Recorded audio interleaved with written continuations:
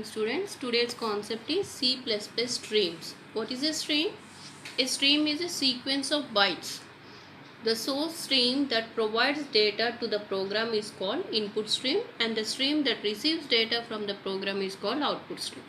Generally the information అనేది in the form of bytes లో information flow అవుతుంది. Information అనేది 2 టైప్స్లో ఫ్లో అవుతుంది. అది ఏంటి అంటే, ఒకటి ఫ్రమ్ ద కీబోర్డ్ నుంచి ఇన్ఫర్మేషన్ ప్రోగ్రామ్కి ఫ్లో అవుతుంది, దాన్ని ఇన్పుట్ స్ట్రీమ్ అంటారు. In the same way from the program to the output device information flow అయితే దాన్నే అవుట్పుట్ స్ట్రీమ్ అంటారు. So we have 2 types of streams.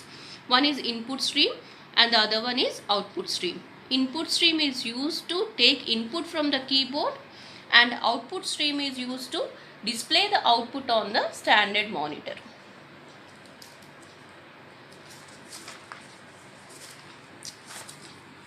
Already in the C language we have C++ we have studied the flow of data. That means how the information is displayed by using the cout object, right?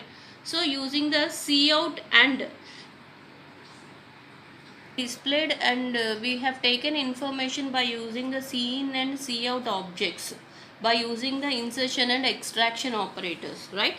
Now we will see some of the other ways to display the information and to take information. So coming to the stream classes, ఈ streams లో iOS is the base class anamata. iOS class contains 2 subclasses, that is iStream and OStream. And ఈ iOS stream ki oka pointer kuda undi, that is stream buffer. So this iStream has a subclass iStream with assignment operator, and OStream has a subclass OStream with assignment operator. And iOStream ki iStream and OStream are the base classes. And coming to the iOStream ki child class అనేది iOStream with assignment operator. iStream అంటే already చెప్పాను, this is the input class which is used to take the input from the keyboard, right? So to take the input we have several methods like getLine, read. All these are the methods in the iStream class, and put, write are the methods to display the output in the OStream class. Okay, మీకు ఒక doubt రావచ్చు, already మనం input and output by using cin and cout ద్వారా మనం ఇన్ఫర్మేషన్ని తీసుకుంటున్నాం, display చేస్తున్నాం కదా, then why you are using the get and put methods అని అనుకోవచ్చు. సో టు ఎక్స్ప్లెయిన్, మనం ఎక్స్ట్రాక్షన్ ఆపరేటర్ యూజ్ చేసి వాల్యూస్ తీసుకోవడం మనం చూసాం.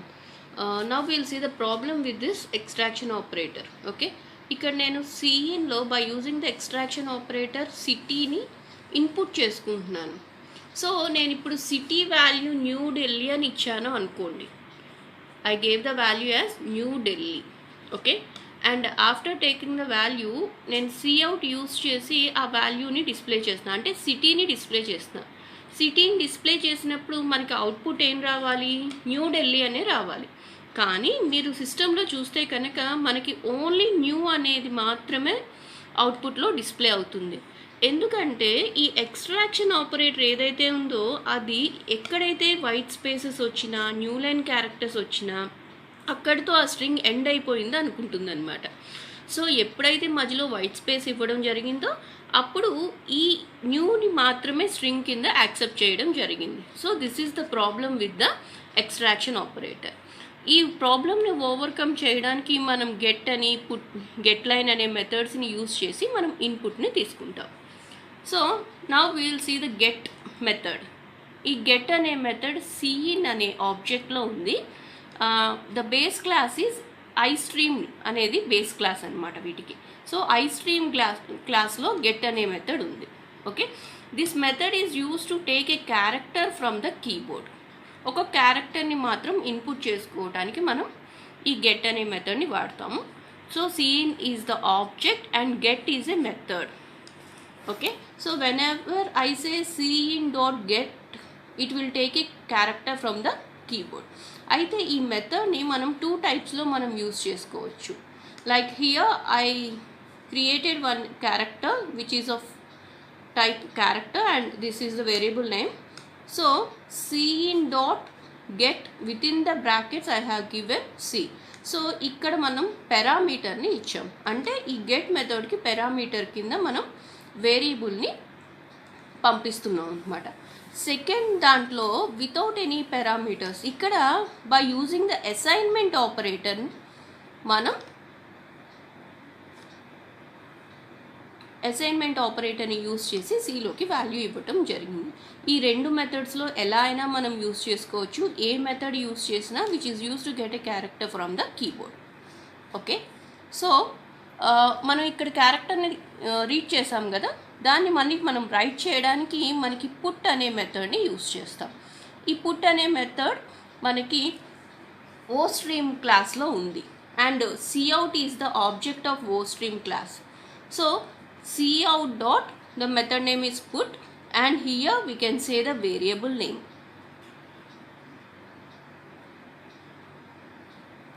Or else you can directly print any character. So within the single quotations I have given x, that means it will print x on the output screen. And in the last case cout dot put 68. So in this case I have given a number, దీని ASCII value ఏదైతే ఉందో ఆ వాల్యూని print చేయటం జరుగుతుంది. So డీకి ASCII value 68 అనమాట. So it will print D as a output. Get and put get method ద్వారా మనం ఓన్లీ ఒక క్యారెక్టర్ని మాత్రమే రీడ్ చేయగలిగాం. If you want to read a group of characters or a string or a line of text, మనం get line అనే మెథడ్ని use చేస్తాం. సో గెట్ లైన్ అనేది కూడా iStream ఒక క్లాస్లో ఉన్న మెథడే. సో దీన్ని కూడా మనం కాల్ చేయాలి అంటే మనం ఆబ్జెక్ట్ cin అనే ఆబ్జెక్ట్ని యూజ్ చేస్తున్నాం. cin dot get line. For this get line method we have two parameters. One is the variable name and the other one is the size. అంటే ఇక్కడ we can say the variable name as well as the size. Size indicates how many characters you are inputting from the keyboard అనేది ఇక్కడ మనం చెప్తున్నాం. ఇక్కడ ఒక example ఇచ్చాను చూడండి. ఇక్కడ నేను క్యారెక్టర్ ch is 20, అంటే I can read up to 20 characters. So cin dot get line ch is a variable name and 20, అంటే ఈ get line అనే మెథడ్ అప్ టు 20 క్యారెక్టర్స్ వరకు రీడ్ చేస్తుంది. So in the first time నేను దీన్ని execute చేసినప్పుడు జెరైన్ startup అని ఇచ్చాను. జెరైన్ స్టార్టప్ అనేది లెస్ దాన్ 20 క్యారెక్టర్స్ కనుక మొత్తం రీడ్ చేసింది. అదే సెకండ్ టైం దీన్ని ఎగ్జిక్యూట్ చేస్తున్నప్పుడు ఆబ్జెక్ట్ ఓరియంటెడ్ ప్రోగ్రామింగ్ అనేది ఇవ్వడం జరిగింది. ఆబ్జెక్ట్ ఓరియంటెడ్ ప్రోగ్రామింగ్ అనేది మోర్ దెన్ 20 క్యారెక్టర్స్ కనుక it will read up to 20 characters only. That means ఇక్కడ ఆబ్జెక్ట్ ఓరియంటెడ్ ప్రో అనేది మాత్రమే రీడ్ చేయగలుగుతుంది. అండ్ ఈ వైట్ స్పేసెస్ని కూడా ఒక క్యారెక్టర్ కిందే అది తీసుకుంటుంది. సో గెట్ లైన్లో we have two parameters. One is the variable name and the other one is the size, అంటే how many characters you are inputting in to the system అనేది ఇక్కడ చెప్తున్నాం. Okay, and the next one right. So మనం ఒక string or ఒక line of టెక్స్ట్ని input చేసుకున్నాం కదా, వాటిని డిస్ప్లే చేయడానికి మనం రైట్ అనే మెథడ్ని వాడతాం. సో రైట్ అనేది అవుట్పుట్ స్ట్రీమ్లో ఉన్న క్లాస్ కనుక మనం ఆబ్జెక్ట్ కింద coutని వాడుతున్నాం. ఓకే, సో ఈ రైట్ మెథడ్లో కూడా we have two parameters. One is the line and the size. ఇది లైన్ అనేది ఏంటంటే it is a variable name and size is the how many characters you want to print. So ఇక్కడ నేను st1లో C++ programme అని ఇచ్చాను, but cout dot రైట్లో st1, 3 అంటే నేను up to 3 characters వరకు మాత్రమే ప్రింట్ చేస్తున్నాను. So the output will be C++. Okay, so by using the right method మనం ఎన్ని నెంబర్ ఆఫ్ క్యారెక్టర్స్ని ప్రింట్ చేయాలి అనేది మనం స్పెసిఫై చేయొచ్చు. Now we'll see the formatted IO operations.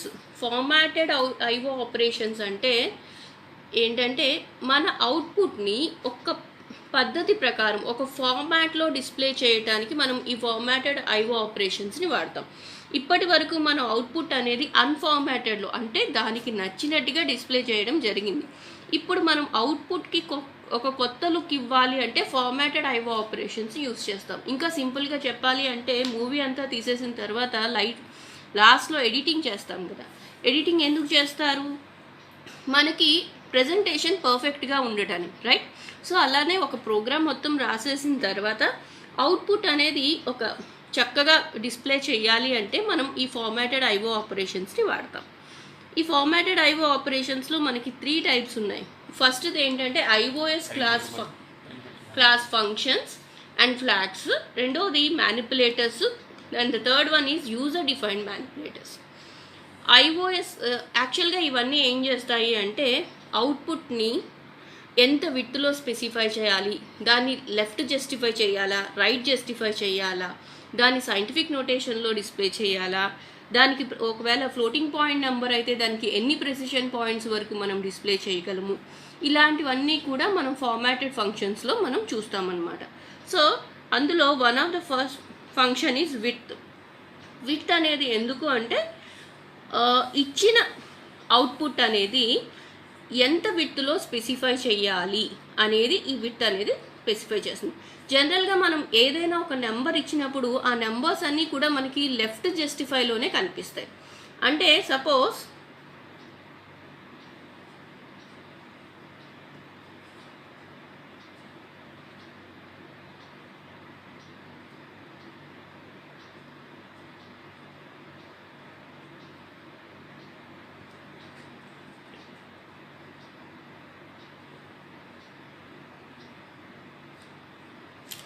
So ఇది మనం ప్రింట్ చేస్తున్నాం అనుకోండి, అవుట్పుట్ ఎలా వస్తుంది అంటే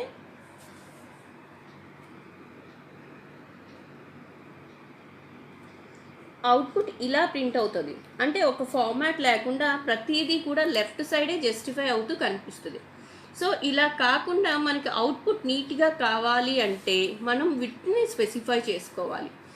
అయితే cout డాట్ విడ్త్ ఇక్కడ నేను 6 డెసిమల్ పాయింట్స్ వరకు ఇచ్చాను, 6 ఇచ్చాను విడ్త్. సో ఇక్కడ నేను నెంబర్ ఎంత ఇచ్చాను, 543 ఇచ్చాను. సో ఎన్ని డిజిట్స్ ఉన్నాయి, 3 డిజిట్స్ మాత్రమే ఉన్నాయి. So the system will allocate 6 digits space allocate చేసి వాటిని రైట్ సైడ్ జస్టిఫై చేస్తుంది. ఇక్కడ చూడండి మీరు. So 1 2 3 4 5 6 right. సో వీటిలో ఈ నంబర్ని మాత్రం రైట్ జస్టిఫై చేస్తుంది. అంటే మిగతా 3 కూడా మనకి ఎంటీగా వదిలేస్తుంది అనమాట. ఖాళీ స్పేస్ ఇచ్చి 543ని రైట్ జస్టిఫై చేస్తుంది. సపోజ్ మీరు నెక్స్ట్ నెంబర్ చూడండి, నేను 12 ఇచ్చాను. ఆ 12 అనేది డైరెక్ట్గా రాయడం జరిగింది. అంటే ఎందుకు అంటే దీనికి విడ్త్ స్పెసిఫై చేయలేదు కనుక. ఈ విడ్త్తో ప్రాబ్లం ఏంటి అంటే ఎవ్రీ టైం మనం cout డాట్ విడ్త్ అంటే ఇది కూడా రైట్ జస్టిఫై కావాలి అంటే మనం మళ్ళీ దీనికి కూడా cout డాట్ విడ్త్ అనేది వాడతాం. సో మళ్ళీ విడ్త్ స్పెసిఫై చేసుకుంటే అప్పుడు ఇది కూడా ఫస్ట్ వన్ని వదిలేసుకొని లాస్ట్లో రైట్ జస్టిఫై అవుతుంది. And the next one is precision. ఈ ప్రెసిషన్ అనేది ఎందుకు అంటే ఫ్లోటింగ్ పాయింట్ నెంబర్కి up to how many number of decimal points you want అనేది మనం ఇక్కడ ప్రెసిషన్లో చెప్పొచ్చు. జనరల్గా ఫ్లోటింగ్ పాయింట్ నెంబర్కి 6 డెసిమల్ పార్ట్స్ వరకు డిస్ప్లే చేస్తుంది సిస్టమ్. సో అలా కాకుండా నువ్వు వాటిని తగ్గించుకోవాలి అంటే you can specify the precision. నేను ఇక్కడ చూడండి cout డాట్ ప్రెసిషన్ 3 ఇచ్చాను. అంటే ఇక్కడ నేను స్క్వేర్ రూట్ ఆఫ్ 2ని డిస్ప్లే చేస్తే it will print only 1.141 only. Up to 3 decimal parts వరకే మనకి ఇది డిస్ప్లే చేస్తుంది. And the next one is fill. ఈ ఫిల్ అనేది ఎందుకంటే అన్యూజ్డ్ పోర్షన్ని మనకి నచ్చిన క్యారెక్టర్తో ఫిల్ చేయడానికి ఫిల్ అనేది వాడతాం. సపోజ్ నేను ఇక్కడ విడ్త్ 10 ఇచ్చాను. అంటే నంబర్స్ అన్ని రైట్ జస్టిఫై అవుతాయని ఆల్రెడీ చెప్పాను కదా. ఇక్కడ నేను ఇచ్చిన నెంబర్ 5250. సో 4 డిజిట్స్ ఉంది కనుక మిగతా 6 డిజిట్స్ స్పేస్ని ఖాళీగా వదులుతుంది.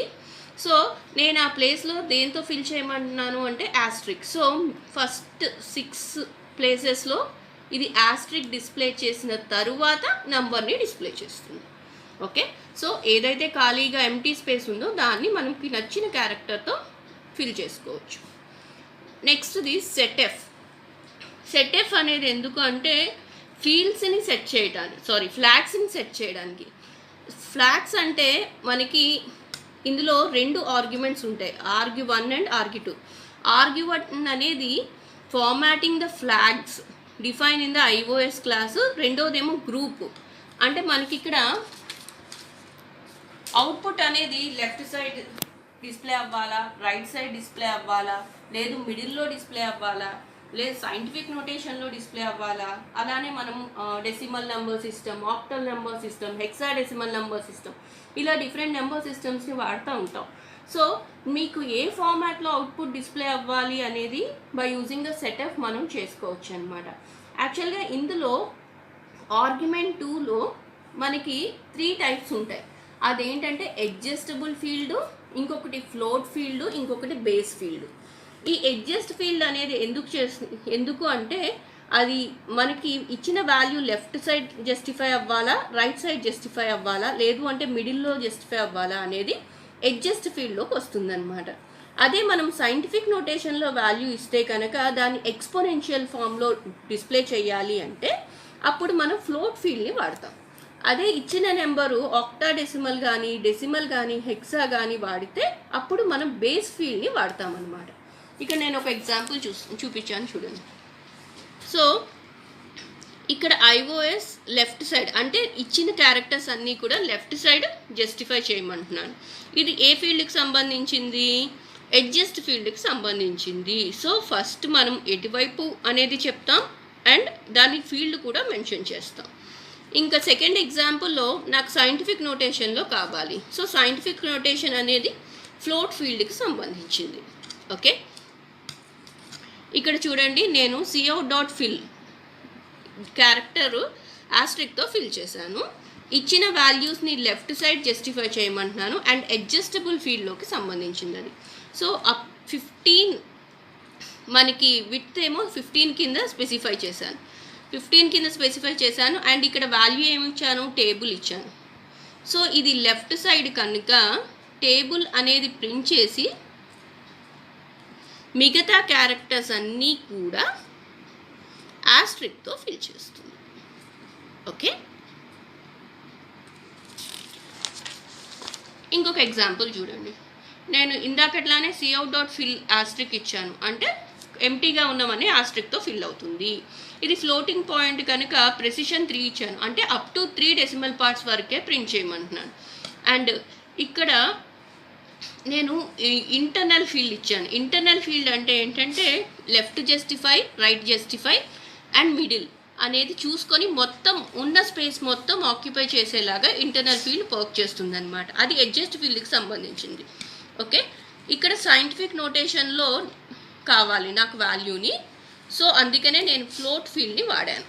సో నేను ఇక్కడ ఇచ్చిన వాల్యూ ఎంత అంటే -12.34567. సో ఈ వాల్యూని ఎలా ప్రింట్ చేస్తుంది అంటే ఫస్ట్ సైన్ అనేది లెఫ్ట్ జస్టిఫై అయిపోతుంది, నెక్స్ట్ వాల్యూ అనేది రైట్ జస్టిఫై అవుతుంది. ఓకే, అండ్ ఇచ్చిన వాల్యూ మనం సైంటిఫిక్ నోటేషన్లో కావాలి అన్నాం కనుక ఆ వాల్యూని 1.235e⁻+01 కింద కన్వర్ట్ చేస్తుంది అండ్ రిమైనింగ్ ఖాళీ ఎంటీగా ఉన్నవన్నీ కూడా ఆస్ట్రిక్తో ఫిల్ చేసింది.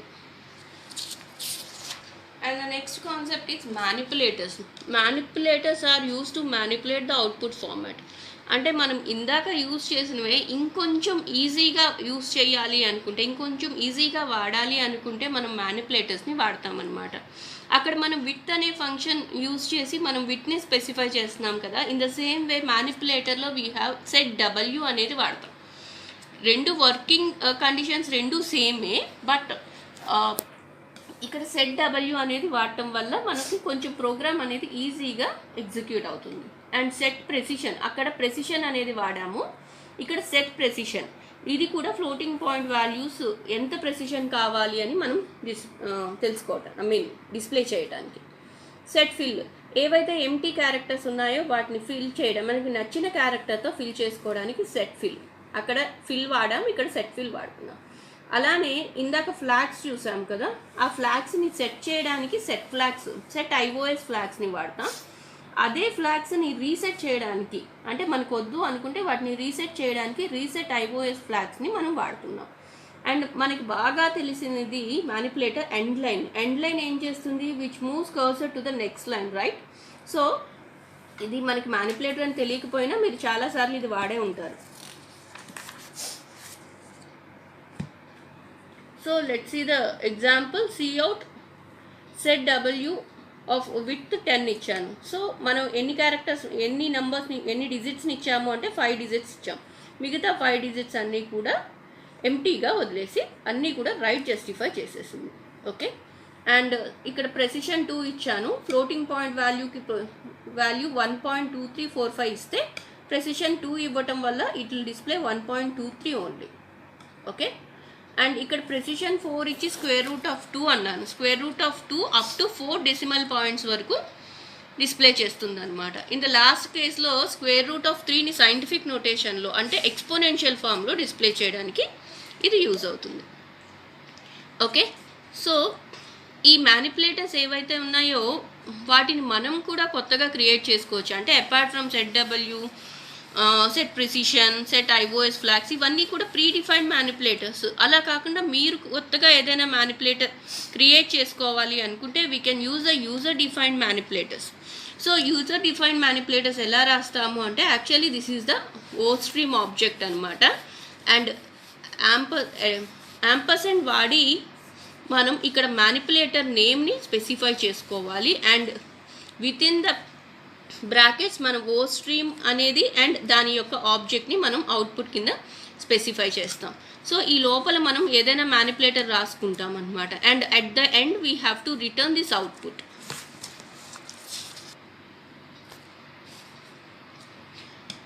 నేను ఒక ఎగ్జాంపుల్ కోసం ఒక చిన్న మ్యానిపులేటర్ నేను రాసి చూపించాను. ఇక్కడ నాకేంటంటే అవుట్పుట్లో నేను వాల్యూని డిస్ప్లే చేసినప్పుడు వాల్యూకి ముందు రూపీస్ అనేది రావాలి. జనరల్గా C++లో ఇలాంటివి యాక్సెప్ట్ చెయ్యదు. సో నాకు ఇలా రూపీస్ కావాలి అంటే I have to create one manipulator, that is user defined మ్యానిపులేటర్ని క్రియేట్ చేస్తున్నాను. సో యూజర్ డిఫైన్డ్ మ్యానిపులేటర్ని ఆల్రెడీ క్రియేట్ చేయడం చెప్పాను కదా. Ostream ampersand this is my manipulator name. Currency అనేది నేను మ్యానిపులేటర్ నేమ్ కింద పెట్టా. సో పారామీటర్స్లో same ostream and ampersand output. ఇక్కడ నేను అవుట్పుట్ కింద దేన్ని పంపిస్తున్నాను అంటే రూపీస్ని పంపిస్తున్నాను. అంటే suppose if you want to display the dollar you can use the $sign also. So అది మన ఇష్టం. ఏది కావాలి అంటే అక్కడ దాని అవుట్పుట్ కింద మనం పెడతాం. సో తర్వాత ఆ అవుట్పుట్ని మనం రిటర్న్ చేస్తాం అన్నమాట. So in the main program నేను ఇక్కడ ఏం చేశాను అంటే ఏదైతే మ్యానిపులేటర్ని క్రియేట్ చేశానో దాన్ని కాల్ చేశాను. సో కరెన్సీ అనగానే ఇది ఆర్ఎస్ని రిటర్న్ చేస్తుంది. అంటే నేను రూపీస్ కనుక రాశాను ఆర్ఎస్ని రిటర్న్ చేస్తుంది. సో ఆర్ఎస్ ప్రింట్ అయిన తర్వాత it will print the value that is 78645 అనేది ప్రింట్ చేస్తుంది. సో ఇలా మనకి నచ్చిన మ్యానిపులేటర్స్ని మనం క్రియేట్ చేసుకోవచ్చు.